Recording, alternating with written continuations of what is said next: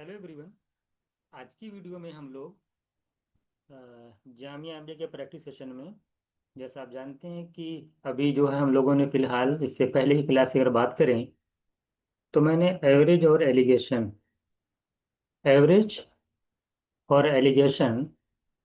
दो चैप्टर के combined questions कुछ प्रैक्टिस कराए थे आप लोगों को। तो आपका जो है प्रैक्टिस सेशन 1 था। आज हम लोग इन्हीं दोनों चैप्टर यानी एवरेज और एलिगेशन चैप्टर्स के सेकंड पार्ट को डिस्कस करने जा रहे हैं एज अ प्रैक्टिस। तो टोटल नंबर ऑफ क्वेश्चंस यहाँ पे मुझे लगता है कि 11 क्वेश्चंस आपके लिए गए हैं। और जितने भी क्वेश्चंस हैं ये जामिया के जो एमबीए के पेपर में पूछे जाते हैं, जिस तरह के क्वेश्चंस पूछे जाते हैं उसी के पैटर्न पर बेस ये सारे क्वेश्चंस हैं। तो जो लोग भी जामिया एमबीए की प्रिपरेशन कर रहे हैं, तो ये जो हम लोगों ने प्रैक्टिस सेशन लगातार करा रहे हैं, अभी नंबर सिस्टम का कंप्लीट हो चुका है, आज एवरेज एलिगेशन का कंप्लीट हो जाएगा। तो ये जो क्वेश्चंस कराए जा रहे हैं, इन क्वेश्चंस को आपको जरूर से जरूर करके जाना है एग्जाम देने। जब भी आप एग्जाम देने जाएंगे इनको तो जरूर करना है। जो लोग हम लोगों से जुड़े हुए हैं, तो जो हमारी क्लासेस उनको प्रोवाइड करी गई हैं जिसके अंदर बहुत सारे बेसिक कॉन्सेप्ट क्लियर कराए गए हैं, अदर एमबीए के एग्जाम के क्वेश्चन उसके अंदर कराए गए हैं, तो वो तो आप लोग कर ही रहे हैं। लेकिन इसको लीव नहीं करना। ये जो प्रैक्टिस सेशन है इसको लीव नहीं करना, क्योंकि इसका स्टैंडर्ड ये सिर्फ सिर्फ जामिया के लिए है। एमयू वाले इसको ना करें, क्योंकि एमयू में इसका लेवल उतना लेवल नहीं आता है। तो सिर्फ जामिया एमबीए की जो प्रिपरेशन कर रहे हैं, सिर्फ उन्हीं के लिए ये प्रैक्टिस सेशन है फिलहाल। बाकी और भी एग्जाम इससे अब आगे जो आएगा तो बताएंगे। अगर किसी और एग्जाम का लेवल इस तरह से होता है तो वो भी आपको बताएंगे हम लोग, लेकिन फिलहाल ये जामिया के लिए है। तो चलिए स्टार्ट करते हैं आज की क्लास।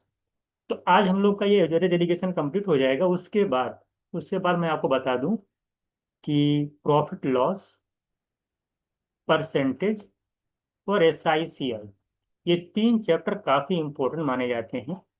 इनका प्रैक्टिस सेशन हम लोग इसी स्टैंडर्ड के क्वेश्चंस हम लोग करेंगे आने वाले टाइम में।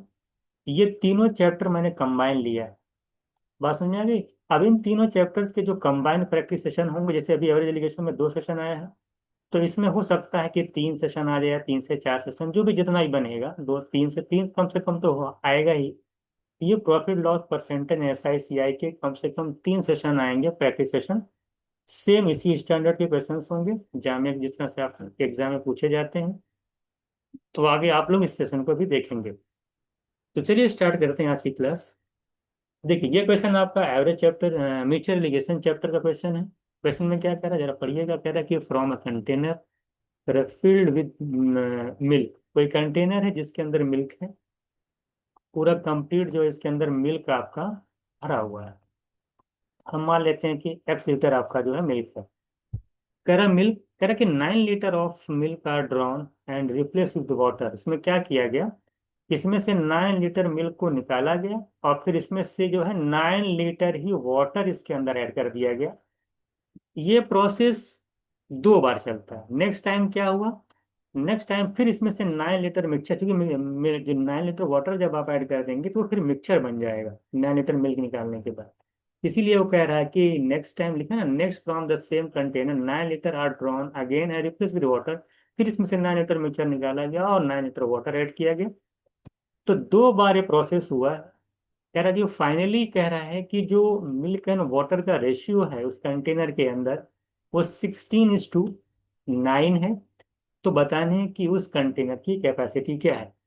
सबसे पहले अगर मैं आपसे पूछूं, अगर किसी कंटेनर में मैं आपसे कहूं कि ये कंटेनर है और इसके अंदर अगर मान लें कंटेनर के अंदर X लीटर लिक्विड है, suppose finally X litre mixture है, और इस मिक्सचर में पूरी क्वांटिटी अगर इसकी X है और इसमें अगर 16:9 के रेशियो में मिल्क एंड वाटर है, तो अगर मैं कहूँ कि मिल्क की क्वांटिटी कितनी होगी तो कैसे निकालेंगे। मिल्क की क्वांटिटी कैसे निकलेगी, मिल्क अगर वाटर का रेशियो 16:9 है तो 16/16 + 9 करेंगे 25, 16/25, और जो टोटल क्वांटिटी होगी उस लिक्विड की इंटू एक्स करेंगे, तब जा करके हमें उस मिल्क की क्वांटिटी निकले। हमारे जितना भी टोटल होगा उसका 16/25 निकालेंगे तो हमारा मिल्क निकल के आ जाएगा।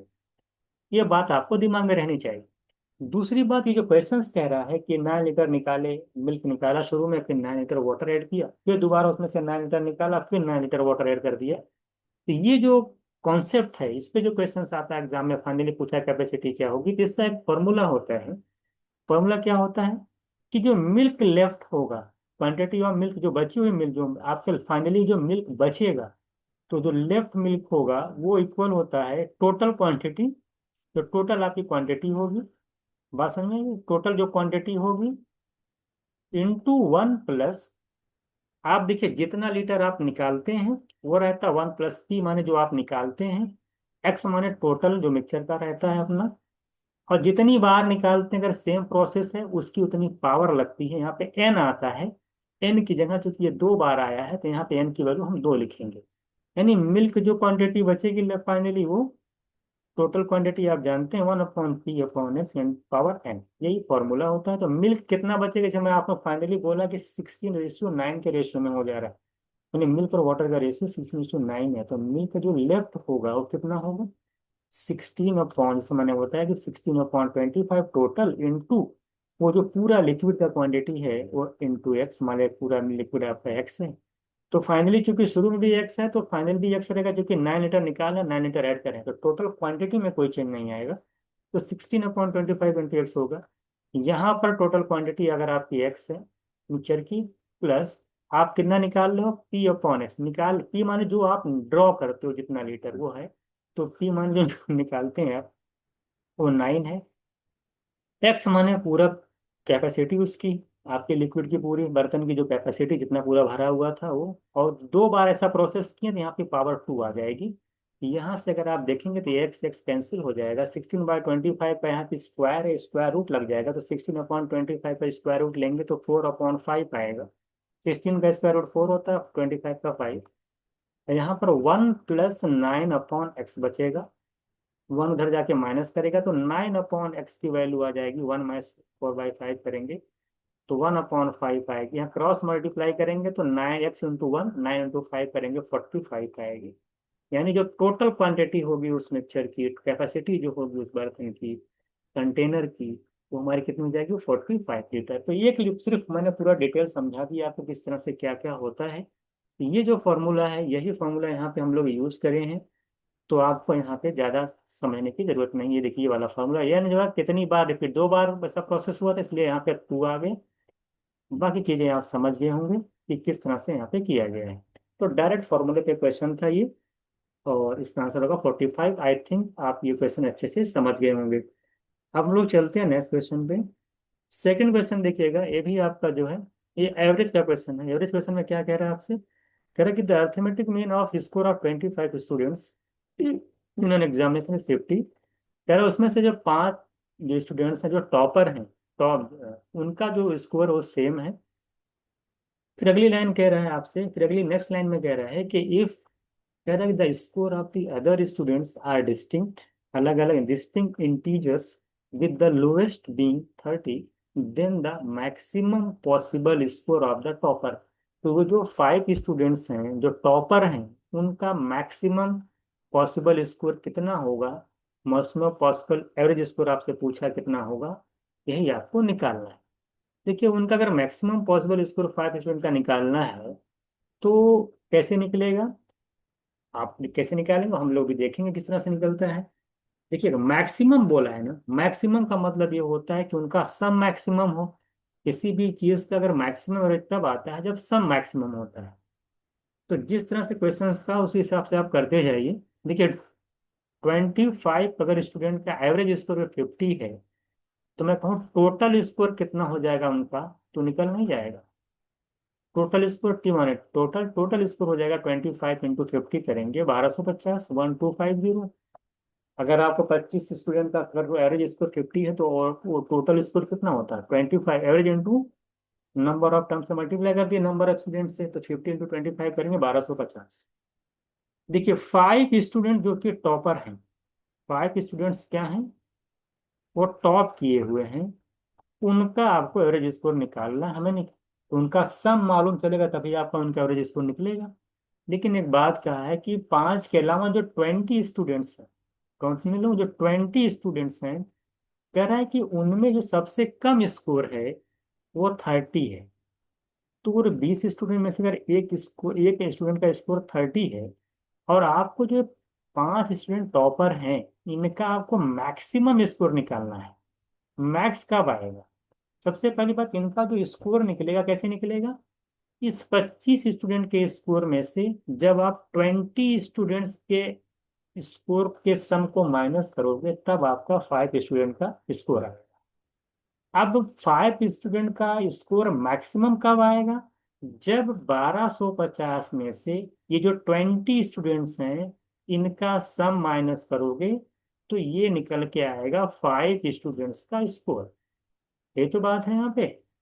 ये मैक्सिमम कब होगा? ये मैक्सिमम तब होगा ये जो 20 स्टूडेंट्स का स्कोर वो मिनिमम होगा, क्योंकि 1250 में से कम माइनस होगा तभी वैल्यू ज्यादा आएगी। तो ये जो 20 स्टूडेंट्स हो इनका स्कोर कम से कम हो तब जा करके 5 स्टूडेंट्स का सम जो स्कोर आएगा वो मैक्सिमम आएगा। जैसे मैं आपसे कहूँ कि 10 में से 2 माइनस करेंगे तब 8 आता है, लेकिन भाई 10 में से अगर हम 6 माइनस कर दें तो 4 ही आएगा ना डिफरेंस। तो जो कम से कम माइनस होगा तो वैल्यू ज्यादा आती है। वही बात कह रहा हूँ। ये 20 स्टूडेंट का स्कोर कम से कम हो तो कम से कम क्या ले सकते हैं? पहली बात, इंटीजर लेना है।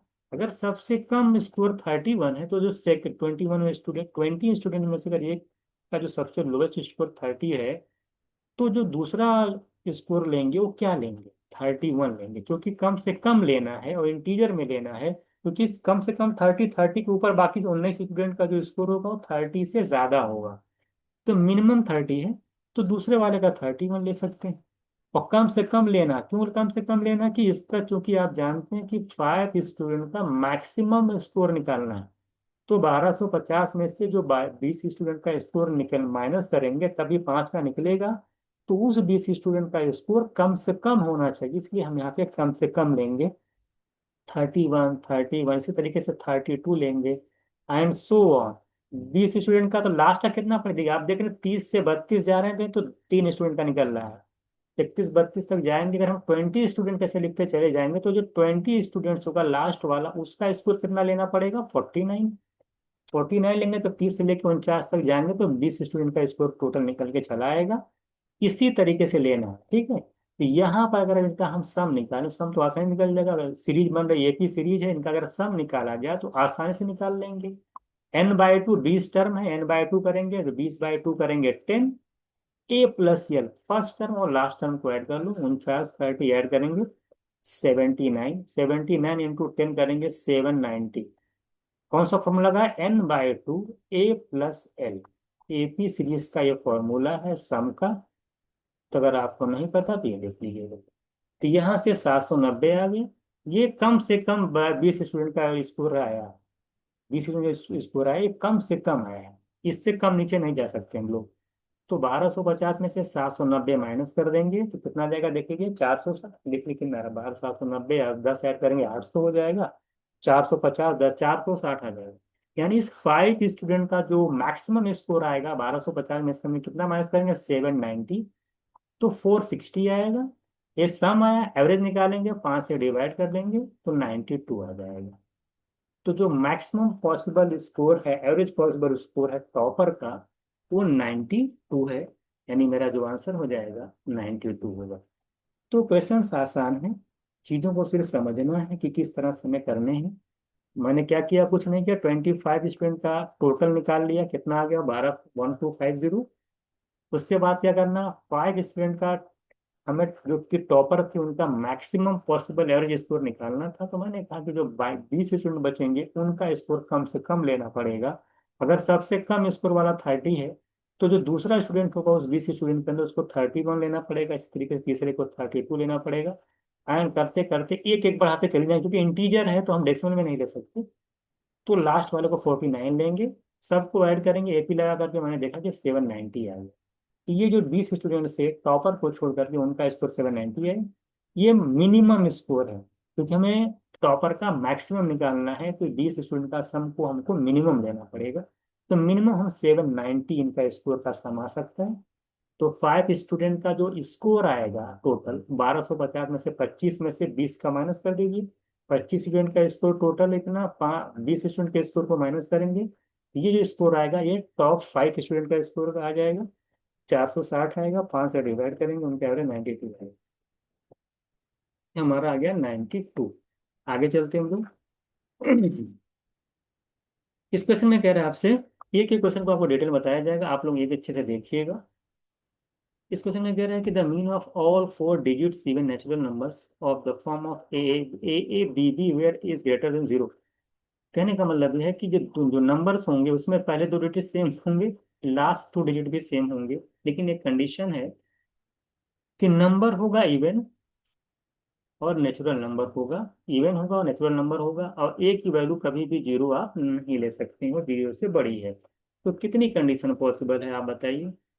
आप जानते हैं कि भाई अगर हम ए को जीरो नहीं ले सकते तो हम क्या ले सकते हैं, ए तो हो जाएगा। जैसे हमारे ए को क्या ले सकते हैं, अगर इवन नंबर लेना है तो देखिए, ए को हम तो 11 11 ले लें, जीरो तो ले नहीं सकते। अब क्योंकि इवन नंबर लेना है तो बी जीरो जीरो हो सकता है, तभी 1100 भी इवन नंबर होगा। सेकंड इवन नंबर क्या हो सकता है, मान ली 1100 हो गया ये, इसी तरीके से 11 22 हो जाएगा। बी को क्या ले सकते हैं, 22 ले सकते हैं। इसी तरीके से 11 के बाद 22 के बाद 22 फोर फोर ले लीजिए। इसी तरीके से 11 साइज, क्योंकि 66, क्योंकि आपको इवन लेना तो लास्ट में 2 4 6 आना चाहिए, या तो 8 हो, 11 88 हो सकता है। इतने चीजें ही पॉसिबल हैं।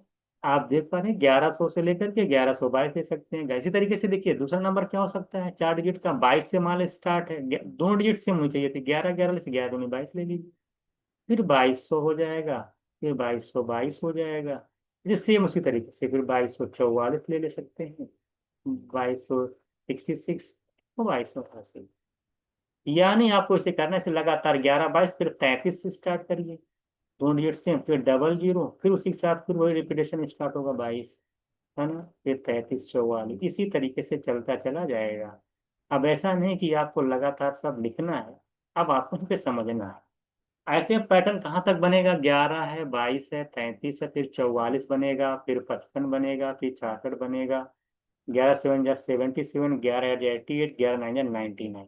लास्ट में 99 के साथ ही पैटर्न रहेगा, 88 के साथ पैटर्न रहेगा, 77 66 65 44, यानी सब देखिए इसी के साथ पैटर्न बनता चला जाएगा।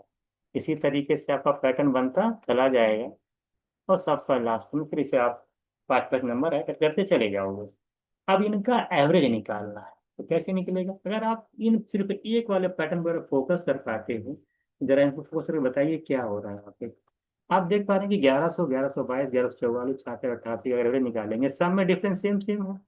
जब डिफरेंस सेम है तो मिडिल वैल्यू एवरेज हो जाती है, यानी एवरेज इसका निकलेगा। ये डायरेक्ट बिना कुछ पेन चलाए आपको मालूम चल जाएगा, सबको बिना ऐड किए।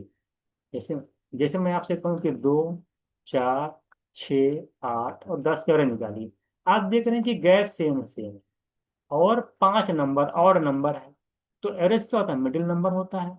ये दो नंबर इधर कैंसिल, इधर दो, मिडिल वैल्यू कौन सी आती है, 6, यही आपका क्या हो जाएगा, एवरेज हो जाएगा। यहाँ पर एवरेज निकालने की जरूरत नहीं पड़ती, डायरेक्ट आपको मिडिल वैल्यू एवरेज हो जाती है। ये नहीं सबको ऐड करके फिर 5 से डिवाइड कर रहे हैं। तो 1100 1122 44 1188 में एवरेज निकालना होगा, तो ये आपके डायरेक्ट मिल जाएगी मिडिल वैल्यू। इसी तरीके से इस वाले का अगर एवरेज निकालेंगे तो इसकी मिडिल वैल्यू आपके देख पाएंगे 2244, तीसरे के 23 33 16, ऐसे मतलब चौबीस, सबकी लगातार निकलती चली जाएगी। तो आप एक देख पा रहे हैं जो सारे नंबर्स आएंगे उनकी जो एवरेज आप निकाल रहे हैं, तो सबका देख पा रहे हैं कि लास्ट टू डिजिट सेम आ रहा है, क्या रहा है, सेम आ रहा है। तो 33 44 44 44, इस तरह नंबर मिलते चला, देखिए 44 44 मिलेगा, फिर क्या मिलेगा, हाँ? लास्ट का निकालेंगे तो 55 44 रहेगा, है ना, इसी तरीके 55 44 रहेगा। इसी तरीके से आपका 55 के बाद 66 40 66 44 रहेगा, 77 44 रहेगा, उसके बाद 88 44 रहेगा, फिर 99 44 रहेगा। तो आप देख पाइए टोटल नंबर मिल रहे हैं 1 2 3 4 5 6 7 8 8 9, 9 नंबर मिल रहे हैं। तो मिडिल वैल्यू एवरेज हो जाएगी, एक नंबर ये, दो नंबर ये, तीन नंबर ये, चार नंबर, चार नंबर इधर निकल गया, 1 2 3 4 इधर निकल गया। यही बीच का जो बचेगा यही आपका एवरेज हो जाएगा। इसका मतलब अगर जो आंसर होगा वो 55 44 हो जाएगा। तो मेरा आंसर हो जाए, बिना सॉल्व करे मैं डायरेक्ट लिख दूंगा 5544। तो इस तरह से लॉजिकल बेस्ड क्वेश्चन आपके एग्जाम में आते हैं। इस तरह क्वेश्चन अगर आप करके जाएंगे तभी आप कर पाएंगे। आई थिंक आप क्वेश्चन को समझ गए होंगे, तो कुछ करना नहीं था। हालांकि आप सिर्फ 44 को देख के आंसर कर सकते थे। आप जब देख रहे थे कि हर जगह 44 आ रहा है, तो जाहिर सी बात है कि एवरेज में भी वो और जो लास्ट टू डिजिट आएगा वो 44 ही आएगा, तो 44 को भी देख करके कर सकते थे। हालांकि मैंने पूरा डिटेल में समझा दिया इस पूरे जो प्रोसेस का जो एवरेज कैसे निकल करके आएगा, जिसमें सिर्फ सिर्फ लॉजिक लगाना है और चीज़ों को समझ लेना कि ओवरऑल एवरेज जो है कितना आएगा।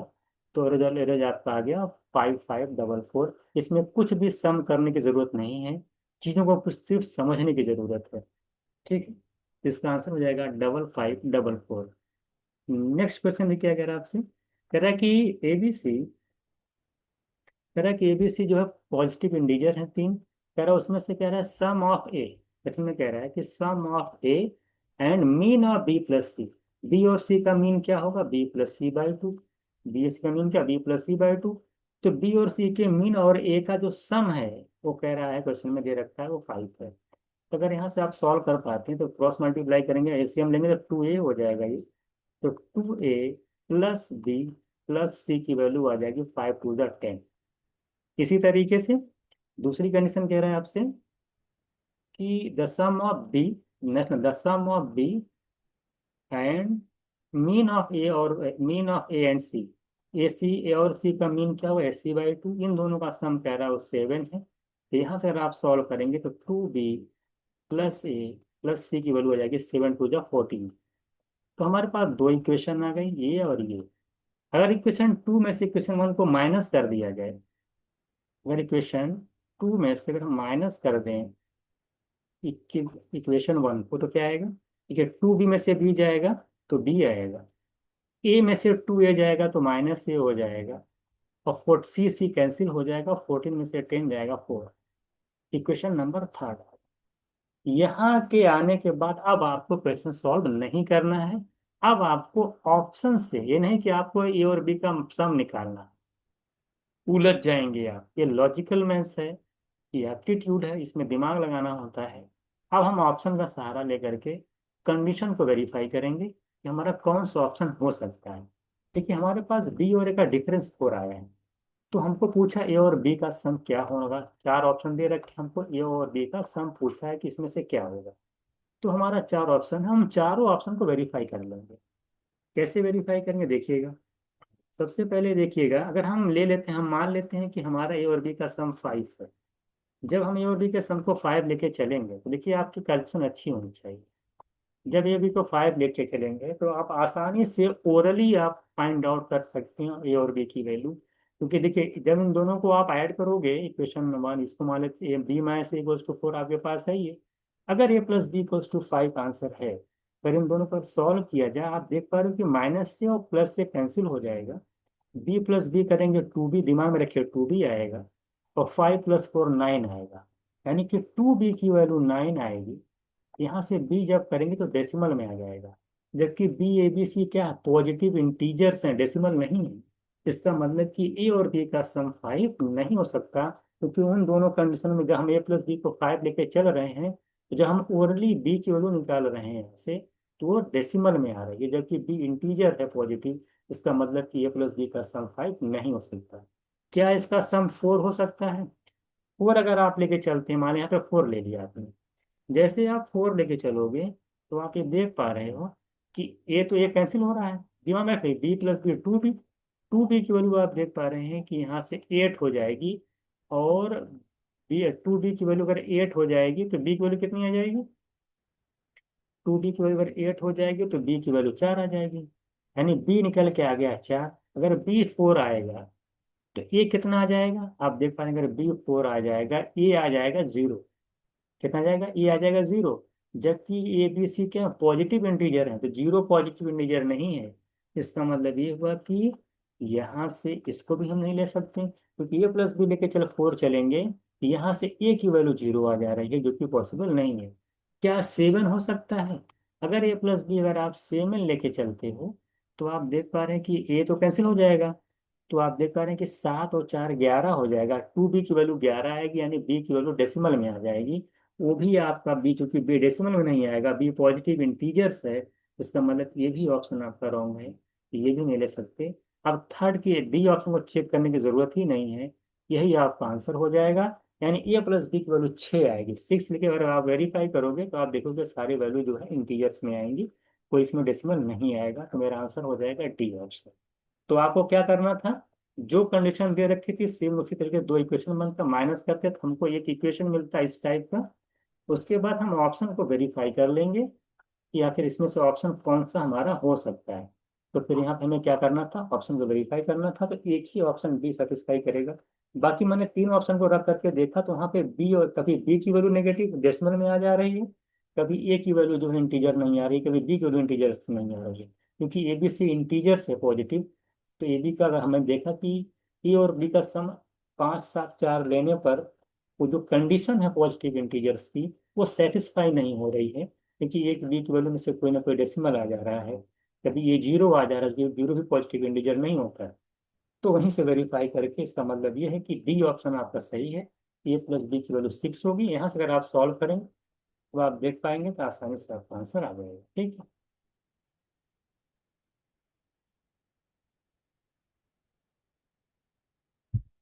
चलिए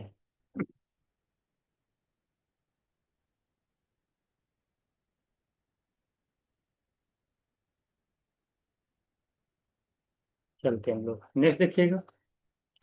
नेक्स्ट क्वेश्चन कह रहा है कि in a group of 10 student the mean of the lowest nine score is 42, while the mean of the highest nine score is 47. That the entire group, for the entire group of 10 students, the maximum possible means exceeds the minimum possible means by। ये आपसे पूछा, अच्छा question, बहुत अच्छा question पूछा है। कह रहा है कि एक ग्रुप में 10 स्टूडेंट्स हैं, उसमें कह रहा है ग्रुप में 10 स्टूडेंट्स हैं। कह रहा है कि the mean of the lowest nine score, जो मीन है लोवेस्ट नाइन स्कोर का 42 है, जो कि मीन ऑफ नाइन जो हाईएस्ट नाइन स्कोर्स हैं उनका जो मीन है 47 है। तो बताइए अगर इंटायर ग्रुप टेंशन का मैक्सिमम पॉसिबल मीन जो होगा वो मिनिमम पॉसिबल मीन से कितना ज्यादा है कहाँ, ये आपको निकालना है। तो देखिए जी क्वेश्चन ये भी है, थोड़ा समझने वाली बात है। देखिए 10 स्टूडेंट, हम मान लेते हैं कि 10 स्टूडेंट में कौन कौन से स्टूडेंट्स हैं। हम मान लेते हैं कि A1 है, ठीक है। ये मान लेते हैं कि A1 है, आपका A2 है, चलिए एक एक A2 हो गया, मान ले A3। A1 है, मान ले A2 है, A3 है, इस तरीके से A4 है, A5 है, A6 है, A7 है, A8 है ना, और A9 है। और फिर आप देखेंगे ये सब कॉमा लगा दीजिएगा, फिर आपका आएगा A10। क्या आएगा, A10, ये आ जाएगा A10, है ना। तो आप यहाँ पे ये देख पा रहे हो।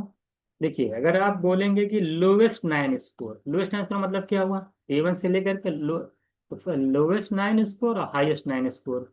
तो लोवेस्ट नाइन स्कोर कौन हो सकता है, the mean of the lowest nine 42। तो हम लोग मान लेते हैं कि लोवेस्ट नाइन स्कोर कहाँ चले, A1 से लेके चले, ये देखिए पूरा ऐड करते चले जाएंगे, A6 A7 8 A9, ये लोवेस्ट नाइन स्कोर अगर इसमें देख पा रहे हैं। इसका कह रहा है कि एवरेज 42 है। तो अगर मैं कहूँ कि इनका सम कितना होगा, सम मतलब A1 से लेकर A9 तक, A1 से लेकर के A9 तक हम मान लेते हैं कि लोवेस्ट स्कोर है।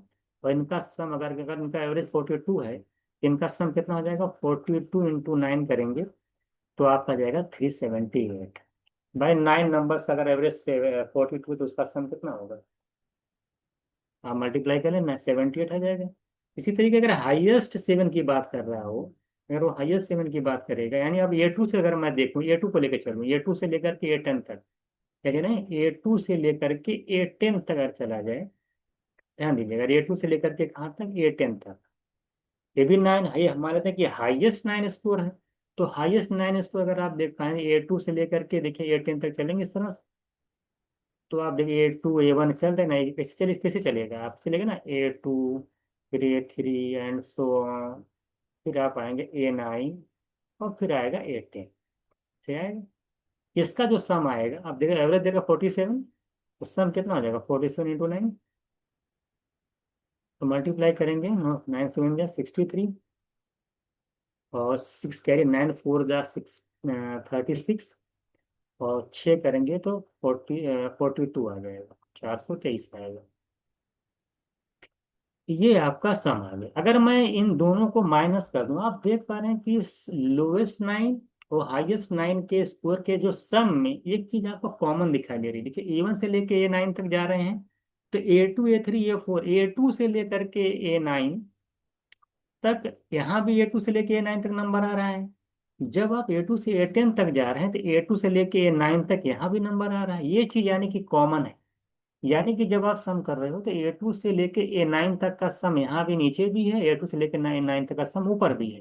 तो जब आप माइनस करोगे तो A2 से लेके A9 तक का पूरा टर्म, देखिए ये वाला जो पूरा टर्म है ना A2 से लेके A9 तक का, ये यहाँ पे भी है, ये यहाँ पे भी है, वो पूरा कैंसिल हो जाएगा। जब सेकंड में से फर्स्ट माइनस करोगे सम में से, तो आप देखिए 423 में से चला जाएगा आपका कितना, 378। तो जो यहाँ बचेगा क्या, A10 बचेगा, यहाँ पे A1 बचेगा। कहने का मतलब ये है कि A10 माइनस A1 जो मिलेगा आपको, वो कितना मिलेगा, 423 में से अगर 78 माइनस करेंगे तो 45 मिलेगा। इससे एक चीज समझ में आपको ये आ गई, इससे समझ में आ गया आपको कि जो 10वां टर्म है हाईएस्ट, और जब जो सबसे लोएस्ट है A1, उनके जो बीच का जो गैप है वो 45 का है, उनके बीच में जो डिफरेंस है वो 45 का है। ये चीज अगर आपको समझ में आ गई, तो अब आपसे पूछा है कि for the entire group of the tension the maximum possible mean, इसलिए मिनिमम पॉसिबल। देखिए मैक्सिमम और मिनिमम पॉसिबल मीन्स अगर आपको 10 का निकालना, आप सोचिए जरा, A1 से लेके, अगर आप अब दिमाग लगाइएगा, अब हम निकालने जा रहे हैं मीन, इनका मीन निकालेंगे, इनका मीन निकालेंगे। मीन कैसे निकलेगा, ध्यान से देखिएगा। अगर आप एवरेज का कॉन्सेप्ट पढ़े हैं, देखिए A1 से लेकर के A9 तक सब 42 था, और A10 हमें नहीं पता। A10 हमें मालूम है, कितना भी मालूम तो चली गया कि A10 जो है A1 से 42 ज्यादा है, ये दिमाग 45 ज्यादा है, दिमाग में रखिएगा। अब मैं आपसे कहूँ अगर A1 से लेके A10 तक सभी 42 होते तो एवरेज कितना आता, 42 आता।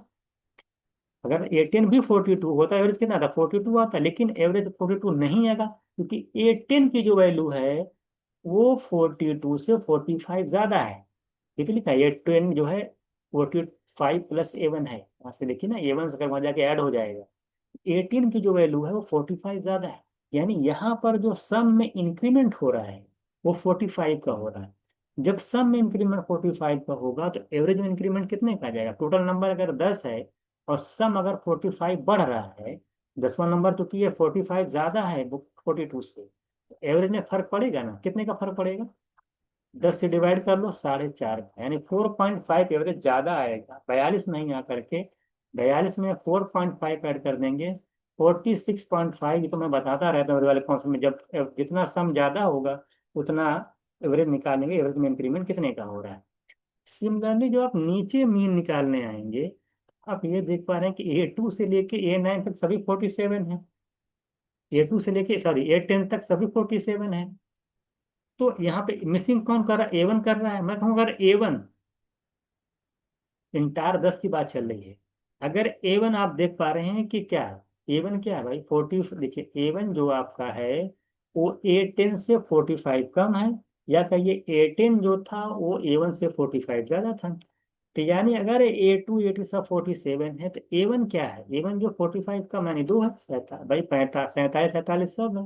A1 क्या है, दो 45 कम है, 47 से अगर 47 से 45 कम करेंगे यानी A1 दो है।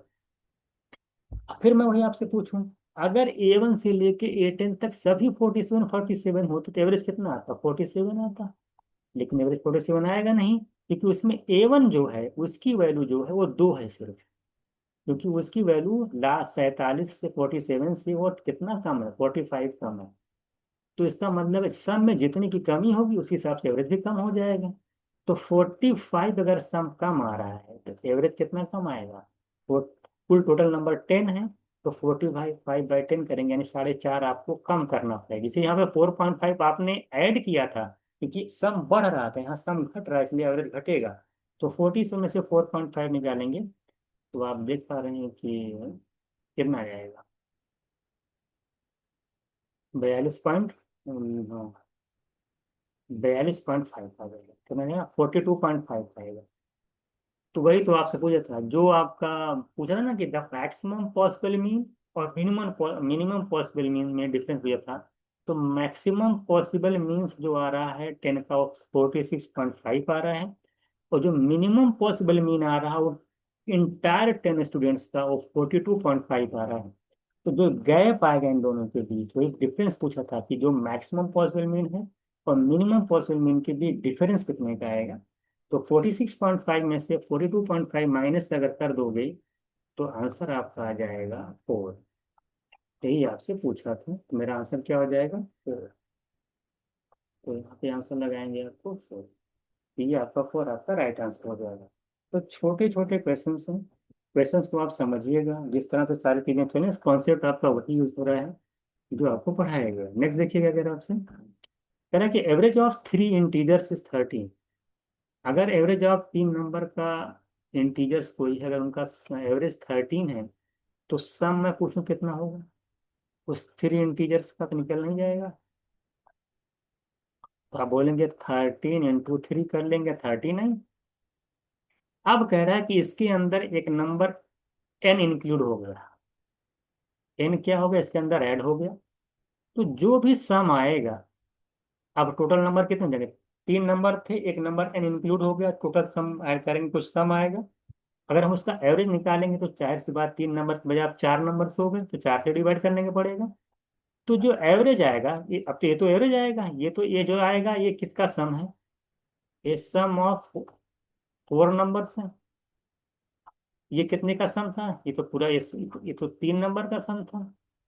ये सम ऑफ 3 नंबर्स। इसके अंदर एक नंबर एन ऐड हो गया, जिससे 4 नंबर का आ गया, ये सम ऑफ 4 नंबर आएगा यहाँ पे। और जब 4 से डिवाइड करेंगे तो एवरेज आएगा उस 4 नंबर्स का। और इस एवरेज की एक कंडीशन दे रखी है कि ऑड है। एवरेज क्या है कि ऑड है। तो कैसे लगेगा, ऑप्शन से वेरीफाई कर लीजिए। क्वेश्चन आपको अच्छे समझ में आ गया होगा, तो ऑप्शन से वेरीफाई करिए। अब 39 में क्वेश्चन क्या कह रहा है, अब 39 में हम क्या, इनमें से कौन सा ऑप्शन लें जिसको 39 में अगर ऐड किया जाए, एन की वैल्यू क्या लें जिससे कि ओवरऑल एवरेज ऑड आ जाए। जैसे आप, अगर आप कहेंगे सर एन की वैल्यू 1 ले लीजिए, तो 39 में 1 लेंगे तो 40 आएगा। 40 को 4 से डिवाइड अगर आप करेंगे, 40 को 4 से डिवाइड करेंगे 10 आएगा, जबकि एवरेज ऑड होना चाहिए, 10 ऑड तो है नहीं, यानी 1 नहीं ले सकते। अगर 3 ले लेंगे तो 39 में 3 ऐड करेंगे 42, और 42 को 4 से डिवाइड करें, क्योंकि इंटीजर्स होना चाहिए और इंटीजर लिखा हुआ है। 42 को 4 से डिवाइड करेंगे डेसिमल में आ जाएगा, तो 3 तो होगा ही नहीं, क्योंकि एवरेज डेसिमल में आ रहा है, जबकि एवरेज में एवरेज जो आएगा ऑड इंटीजर आएगा। ऑड के साथ साथ यहाँ पे इंटीजर भी लिख दीजिएगा, इंटीजर्स आएगा। ये भी नहीं हो सकता। क्या 4 हो सकता है, 4 सब ओरली हो जाएगा, 4 हो सकता है क्या। अब 39 में 4 ऐड करेंगे 43 आएगा, 43 4 से डिवाइड नहीं होता एग्जैक्ट, ये भी नहीं होगा, सारा ओरली हो जाएगा। यानी ये भी नहीं हो सकता, ये भी नहीं हो सकता। 5 आपका देखिए हो जाएगा। 39 में 5 ऐड करेंगे तो 44 आएगा। कितना जाएगा, 44 आ जाएगा। और 44 को जब 4 से डिवाइड करेंगे तो 11 आएगा। और 11 आप जानते हैं कि ये ऑड इंटीजर्स है। तो क्या करना पड़ेगा आपको, ऑप्शन सिर्फ वेरीफाई करना था, कुछ भी नहीं करना। सबसे इजी क्वेश्चन आपका यही था कि 3 इंटीजर का जो सम आता 39, इसमें हम क्या ऐड करें जिससे कि जो भी सम आए अगर उसको हम 4 से डिवाइड करें तो हमारा ऑड इंटीजर्स आना चाहिए। तो ऑप्शन से वेरीफाई कर लो, बस समझ में आ गई। तो सिर्फ आंसर हमारा कौन सा हो जाएगा, option D is right answer. Question number 7 देखिए क्वेश्चन। क्वेश्चन नंबर 7 में कह रहा है कि, कह रहा है कि ए और B A non negative real number. क्या है, नॉन नेगेटिव रियल नंबर। ठीक है, तो कह रहा है such that a+2b = 6। a+2b = 6। Non negative real number में क्या आता है, जीरो भी आता है, ध्यान दीजिए। नॉन नेगेटिव अगर रियल नंबर की बात करेगा तो इसमें क्या आता है, इसमें आपका जीरो भी इंक्लूड है। तो ए और B non negative real number है such that a+2b = 6। Then the average of the maximum and minimum possible value of, देखिए क्या निकालनी है कि मैक्सिमम a+b की मैक्सिमम वैल्यू और a+b की मिनिमम वैल्यू। a+b की मिनिमम वैल्यू जो आएगी, a+b की जो मैक्सिमम वैल्यू आएगी, उनका एवरेज फाइंड आउट आपको करना है, क्वेश्चन में दे रखा है। तो नॉन नेगेटिव रियल नंबर में अगर हम देखें, अगर हम मिनिमम की तरफ चलें तो हम मिनिमम क्या ले सकते हैं, नॉन नेगेटिव, नेगेटिव भी नहीं होना चाहिए और रियल नंबर भी होना चाहिए। तो हम लोग क्या ले सकते हैं यहाँ पे, ए को क्या ले सकते हैं, मिनिमम 0 ले लीजिए। ये क्या ले लूंगा, जीरो ले लीजिए, क्योंकि जीरो भी नॉन नेगेटिव रियल नंबर है। जब ये जीरो लेंगे तो बी आप ऑटोमेटिक क्या निकलेगा, एक जीरो हो जाएगा, टू बी की वैल्यू सिक्स है, तो यहाँ बी कितना आ जाएगा, बी आएगा थ्री। तो अगर यहाँ पे हम सम निकालते हैं तो हमारा सम आ जाएगा, ए जीरो प्लस थ्री करेंगे, ए प्लस बी निकालिए, ए की वैल्यू जीरो, बी की थ्री, जीरो प्लस थ्री करेंगे तो थ्री आएगा। ये हमारा मिनिमम सम आएगा। कोई बताते हैं कैसे, कि जो सम होगा ए और बी का, ये मिनिमम सम होगा। क्यों, जैसे आप देखेंगे, जैसे आप ए को मान थोड़ा सा आपने बढ़ाया, जैसे आपने ए को 0.1 कर दिया ए के बजाय, तो बी की वैल्यू कितनी आएगी आप देखिएगा, सिक्स में से पॉइंट वन जाएगा तो 5.9 आएगा।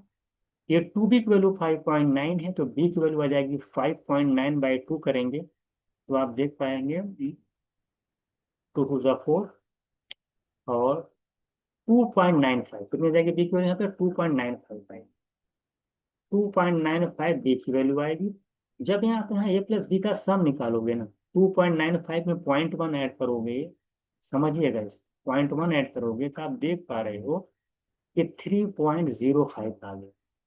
सम कितना आ रहा है, 3.05, यानी कि मिनिमम सम आपका तीन है। जैसे जैसे ए को बढ़ाओगे वैसे वैसे बी की वैल्यू घटेगी, ओवरऑल सम जो आपका धीरे धीरे क्या होगा, बढ़ता जाएगा। तो ए को बढ़ाते बढ़ाते हम कहाँ तक ले जाएंगे, आप ए को बढ़ाते बढ़ाते आप कहाँ तक ले जाते हैं, और बी को घटाते घटाते कहाँ तक ले जा सकते हैं, बी मान लो पहले और घटाया, कम करते करते करते नॉन नेगेटिव तक जाएंगे तो जीरो तक जा सकते हैं।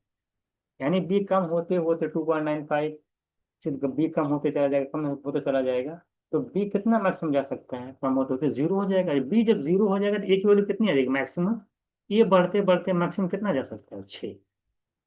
अब सोच लीजिए बी अगर जीरो हो जाएगा तो ए की वैल्यू कितनी आ जाएगी, सिक्स आ जाएगी। तो बी की वैल्यू अगर जीरो है तो ए की वैल्यू कितनी आ जाएगी, यहाँ पे सिक्स, यानी ए सिक्स है तो बी की वैल्यू कितनी आ जाएगी, जीरो। ये आपका बढ़ते बढ़ते ये मैक्सिमल पॉसिबल सम है। यहाँ पर जब ए और बी का, यानी ए की वैल्यू ये, बी की वैल्यू अगर ये ले लिया जाए, यहाँ पर जो सम आएगा प्लस बी का, यानी सिक्स आएगा। तो ये सिक्स मैक्सिमम है पॉसिबल सम, इससे ज्यादा आप नहीं हो सकता। एक बढ़ाएं, बढ़ते बढ़ते बढ़ते कहाँ तक जा सकता है, क्योंकि बी घटते घटते जीरो आएगा। जब बी घटते घटते जीरो आएगा तो ये कितना बढ़ते बढ़ते कहाँ तक जाएगा, सिक्स तक जाएगा। तो आप ऐसी कंडीशन देखेंगे कि आप जब ए की वैल्यू सिक्स रखेंगे तो हाँ बी की वैल्यू कितनी आ जाएगी, जीरो आ जाएगी। तो बी मिनिमम कम हो सकता है जीरो, और ये मैक्सिमम सिक्स होगा। यहाँ पे सब निकालेंगे सिक्स, तो आप देख पा रहे हैं कि मिनिमम वैल्यू ए प्लस बी की तीन आएगी। उसके बाद बीच में वैल्यू लगातार बढ़ते बढ़ते मैक्सिमम बढ़ते बढ़ते कहाँ तक जाएगी, ए प्लस बी की वैल्यू सिक्स तक जाएगी।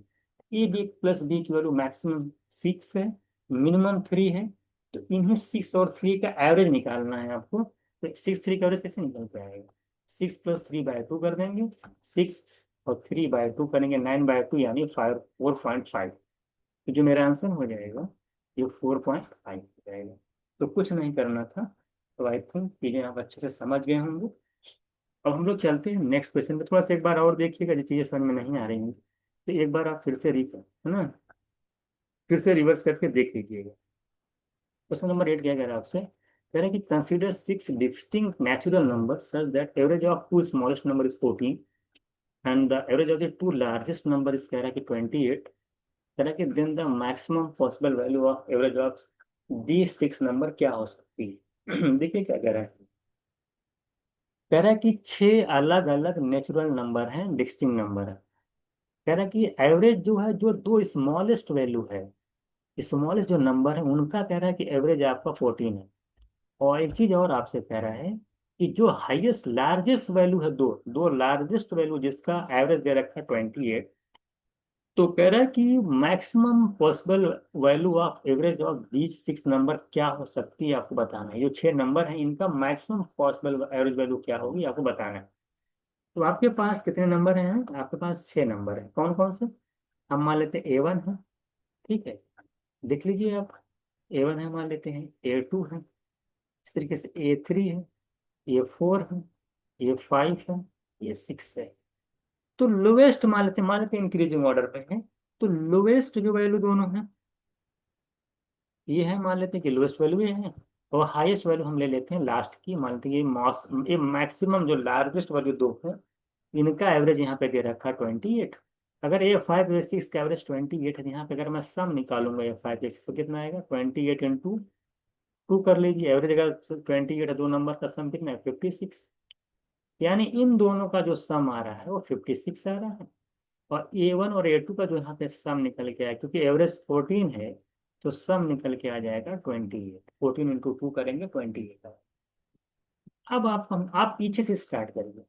अगर दो नंबर A और 5 और A6 का अगर टोटल 56 बन रहा है, तो आप बताइए कि तो ऐसे नंबर बताइए जो कि लार्जेस्ट पॉसिबल नंबर बताइए जिनका सम 56 हो। दो पॉसिबल, दोनों, एक नहीं लार्जेस्ट पॉसिबल नंबर, दो लार्जेस्ट पॉसिबल नंबर आपको बताना है जिनका सम 56। क्योंकि आपको ओवरऑल एवरेज को मैक्सिमम, देखिए 6 डिस्टिंक्ट नंबर का अगर एवरेज आपको निकालना होगा कि ज्यादा से ज्यादा आए, तो उनका सम भी ज्यादा ज्यादा होना चाहिए, है ना। तभी तो आपका एवरेज ज्यादा आएगा, यानी नंबर्स आपको बड़े से बड़े लेने पड़ेंगे। तो दो ऐसे नंबर बताइए जो कि लार्जेस्ट हो और उनका सम 56 हो। तो आप जानते हैं अगर 28 28 होंगे तो बराबर हो जाएंगे। एट 28 अगर लेंगे, देखिए 56 अगर एवरेज है, अगर सम 56 है, तो आप क्या ले सकते, 28 इक्वल तो ले नहीं सकते। तो लार्जेस्ट वैल्यू क्या क्या पॉसिबल है इन दोनों के अगर बीच देखा जाए, एक को एक कम कर दीजिए, एक को एक बढ़ा दीजिए, यही लार्जेस्ट वैल्यू पॉसिबल है। कि दो अगर लार्जेस्ट वैल्यू बताइए जिनका सम 56 हो, तो उसमें क्या क्या ले सकते हो, एक को 29 ले लीजिए, एक को 27 ले लीजिए, और दो कोई वैल्यू इससे बड़ी नहीं आएगी जिनका, जो कि लार्जेस्ट हो सम। ऐसा नहीं, अगर आप इसको 30 ले लीजिए तो 26 ले लीजिए, गैप देखिए एक छोटा हो जाएगा काफी, एक बड़ा हो गया, 4 का गैप। दोनों लार्जेस्ट अगर पॉसिबल वैल्यू निकालनी होगी, एक को 29 लेना पड़ेगा, एक को 27 लेना पड़ेगा। ये चीज आप समझ गए कि एक 27 एक 29। तो A4 को क्या ले सकते हो, लार्जेस्ट अगर आपको ये लेना है, तो चूंकि 27 से कम में क्या आता है, 26 ले लीजिए। क्योंकि ओवरऑल आपको एवरेज मैक्सिमम करना है, तो नंबर भी आपको इस हिसाब से देने पड़ेंगे। तो अगर मैक्सिमम 29, उससे कम 27, उससे कम 26, उससे कम एक और कम क्या, नहीं 25 बात। और एक कम और कर देंगे तो A2 निकल के चला, मान 24 ले सकता हूँ मैं इसको। लेकिन अब A1 को क्या लेना पड़ेगा, क्योंकि आप जानते हैं कि A1 और A2 का सम 28 है। जब A2 को आप 24 ले लिए हैं ऑलरेडी, तो A1 को क्या लेना पड़ेगा, 4। 24 4 भी 28 होता है। तो इसी तरीके से आप देख पा रहे हैं कि अगर आपको पूरे 6 जो डिस्टिंक्ट नंबर अगर उनका एवरेज निकालना हो तो कैसे निकलेगा। आप जानते हैं इन दोनों का सम ऑलरेडी 56 निकाल ही लिए हैं, अब लास्ट दो नंबर था और शुरू दो नंबर के एवरेज निकाले हैं, आप टोटल निकाले 28। यानी जो बीच वाला नंबर था उनका एवरेज, उनका सम कितना हो जाएगा, 25 और 26 आप नंबर लिए 51। इसी में इसको ऐड कर दीजिए, सबको ऐड करेंगे तो 8 6 14 15, और 5 2 7 5 12 1 13, तो 135 आएगा। और 135 अगर आएगा, 6 से अगर आप डिवाइड कर देंगे तो एवरेज निकल के आ जाएगा। एवरेज निकल के आ जाएगा 22.5 एंड 22 पॉइंट। तो अच्छा क्वेश्चन था, क्या था, अच्छे क्वेश्चन थे। तो लास्ट जो टू नंबर्स थे, वो कह रहा लार्जेस्ट नंबर है उनका जो सम आया था, क्योंकि एवरेज 28 था, उनका सम 56 था। तो मैंने इससे पहले ये निकाला कि वो दो लार्जेस्ट नंबर हो क्या सकते हैं।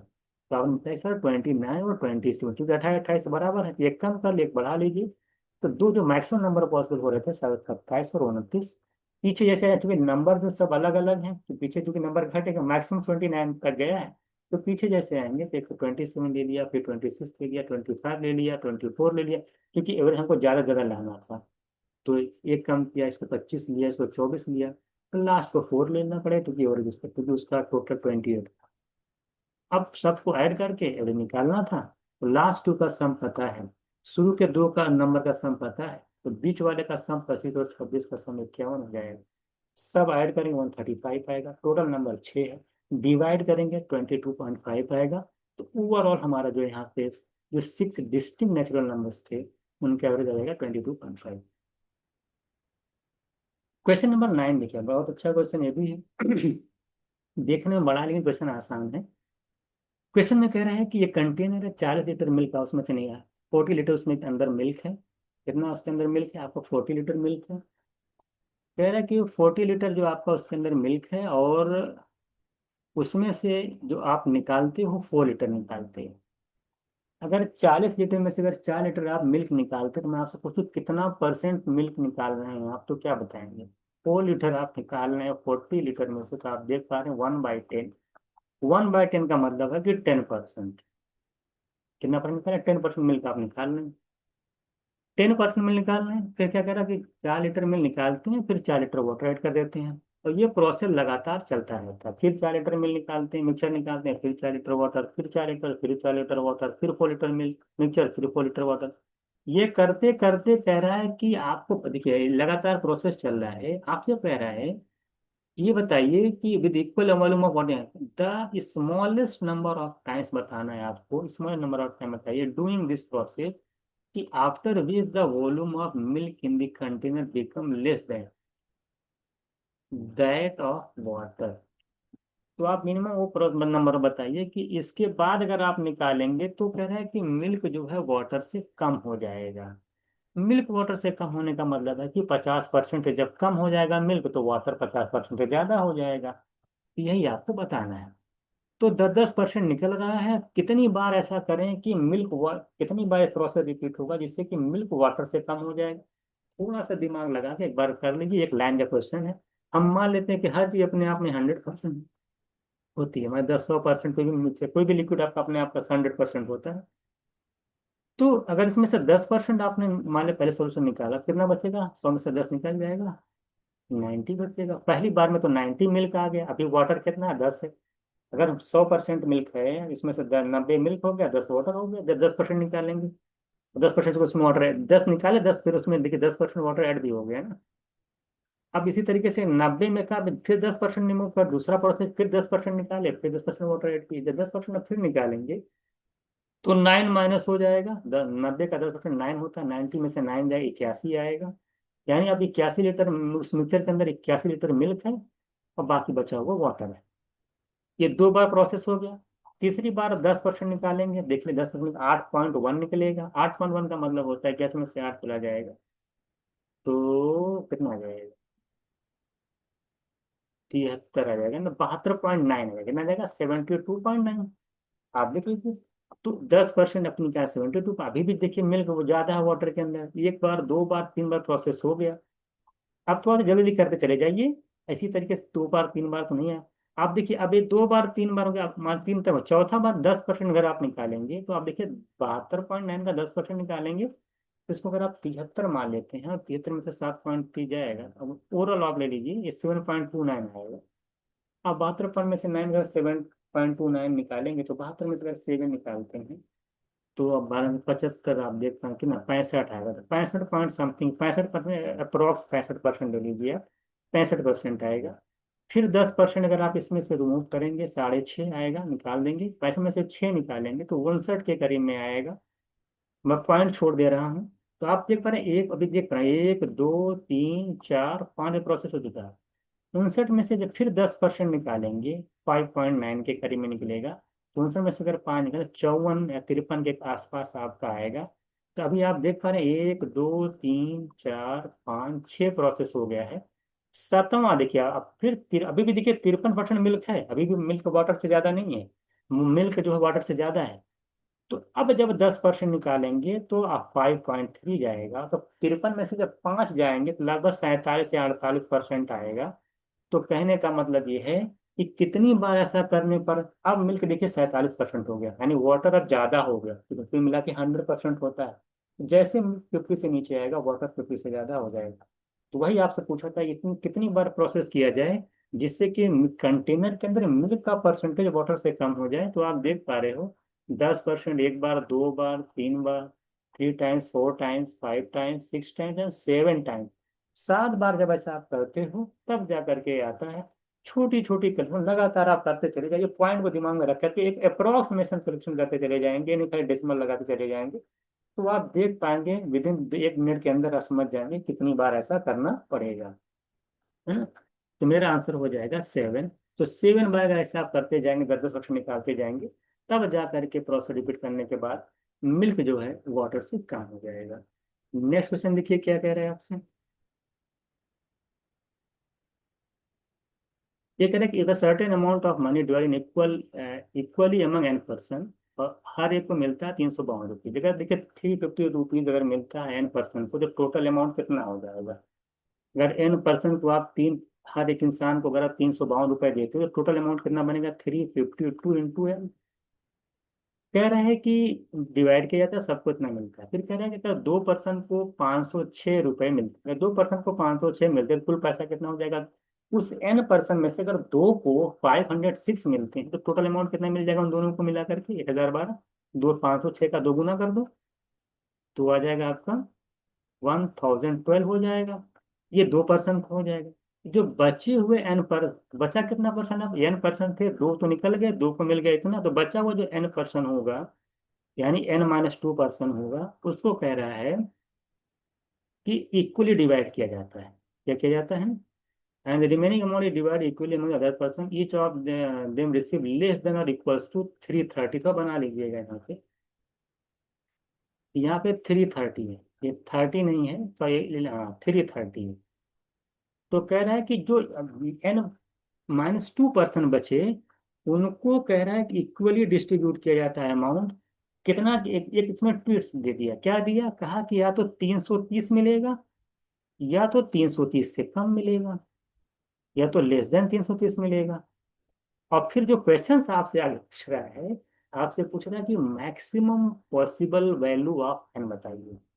अब फिर वही दिमाग जिसे आप पीछे पढ़ते चले आ रहे हैं।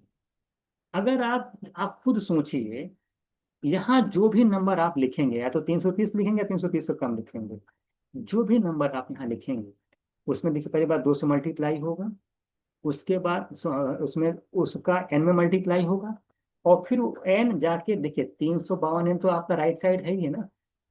ध्यान दीजिएगा, 352 एन जो आपका राइट साइड है उसमें से माइनस होगा, यहाँ पर जो नंबर लिखेंगे जो माइनस करेंगे। आप सोचिए, अगर एन की वैल्यू ज्यादा होगी तब होगी जब 352 एन में से जो माइनस करेंगे वो वैल्यू क्या हो? कम से कम हो। जैसे हम आपसे पूछें कि 2x की वैल्यू 40 है, अगर मैं यहाँ 2x के बजाय 4x आ जाए, 4x की वैल्यू 40 हो जाए, तो इस कंडीशन में x की वैल्यू ज्यादा आएगी कि इस कंडीशन में इसकी वैल्यू ज्यादा आएगी? आप बोलेंगे सर 2x की वैल्यू 40, यहाँ पे x 20 आएगा, लेकिन 4x अगर 40 के बराबर होगा तो यहाँ x 10 आएगा। तो कहने का मतलब है कि x के साथ वैल्यू अगर ज्यादा आएगी डिफरेंस में करने पे, तब नम n की वैल्यू कम हो जाएगी, और कम आएगी तो ज्यादा होगी। तो कहने का मतलब है, इसलिए यहाँ पे अगर आप 330 से कम लोगे, जब 303 अगर 330 से कम लोगे, तो 352 में से जब कम माइनस होगा, जब लेस माइनस होगा, अगर मान ली वैल्यू लेस है, ये 352 के साथ जो नंबर आएगा वो ज्यादा आएगा।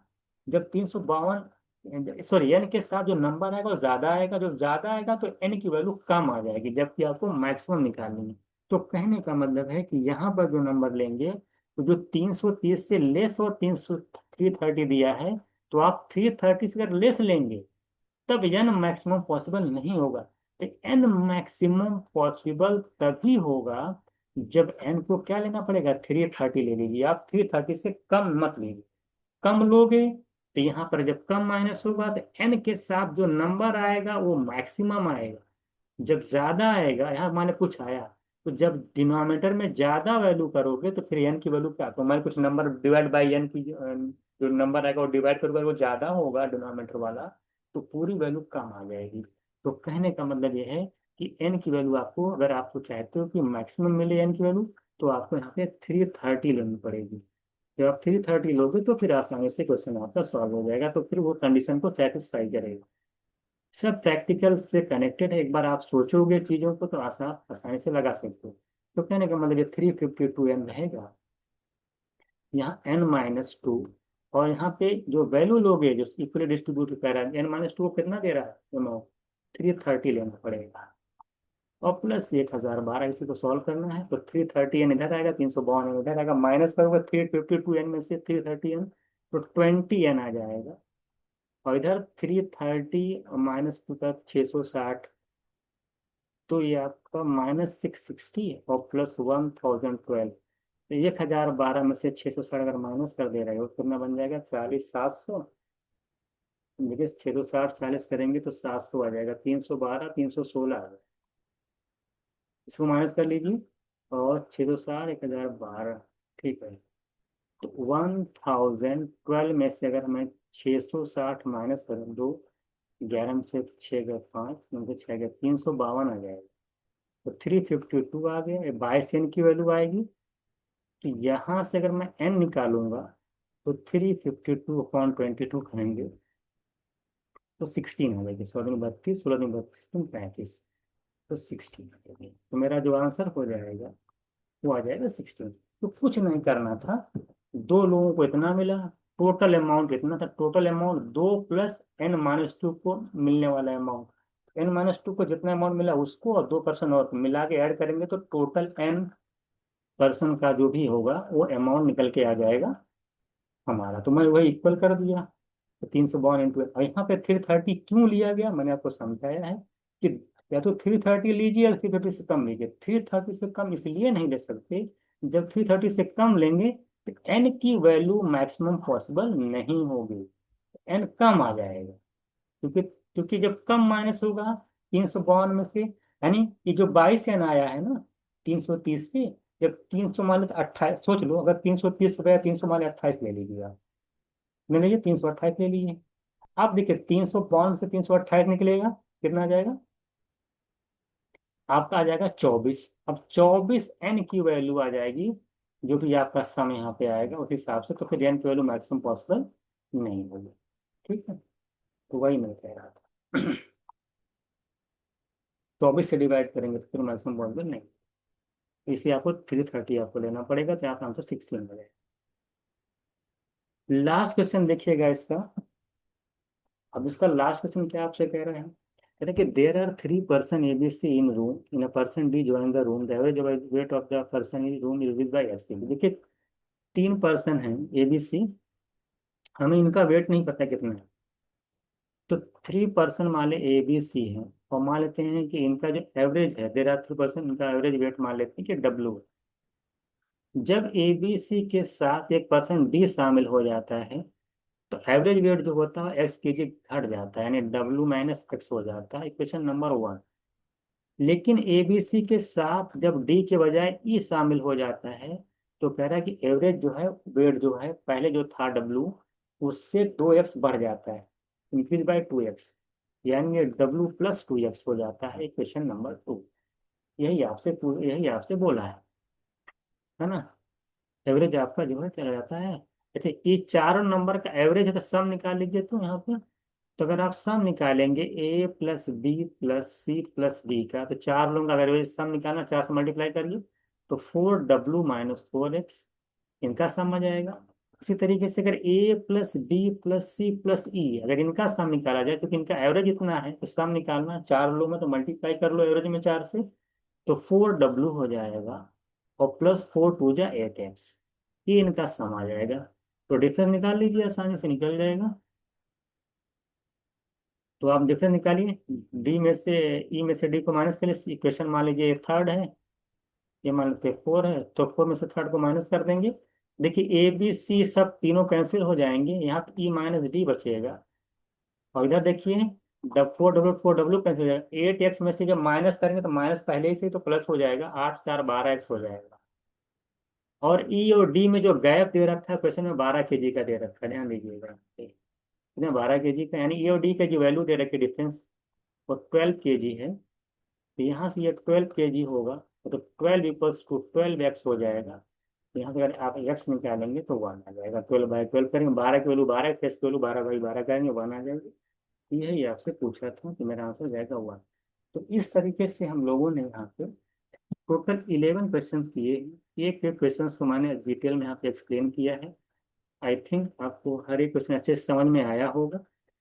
तो अब की बार जो क्लास आपकी आएगी उस क्लास के अंदर हम लोग जो है, जैसे मैंने आपको बताया है कि profit loss, percentage and SICI classes होंगी। तीनों बहुत ही इंपॉर्टेंट चैप्टर आपके हैं, और तीनों के कंबाइन क्वेश्चन हम लोग करेंगे, 2 से 3 प्रैक्टिस सेशन उसका भी लेंगे, तो वहाँ से तीनों चैप्टर आपका पूरा फुली कवर हो जाएगा। तो आई थिंक आज की क्लास आपको अच्छी सभी होगी, सारी चीज़ें आपको समझ में आई होंगी। तो इस तरह से हम लोगों ने यहाँ पे भी 11 क्वेश्चंस किए हैं। एक एक क्वेश्चन को आप अच्छे से करके देख के जरूर जाइएगा जब एग्जाम देने जाइएगा। चीज़ों को समझिए, जो चीज़ समझ में ना आ रही उसको पूछिए, बात समझ में आएगा। तो नेक्स्ट सेशन हम लोग जो है मिलेंगे। और रही बात ये, कुछ क्लासेज अगर हमसे हो पाएगी तो हम लोग DI की भी क्लासेज में देखूंगा, जो DI कराने लायक होगी, जो एग्जाम में आप कर सकते हैं, तो वैसे DI के सेशन भी आपके लिए लिए जाएंगे। ठीक है। तो चलिए ठीक है, मिलते हैं हम लोग नेक्स्ट क्लास में।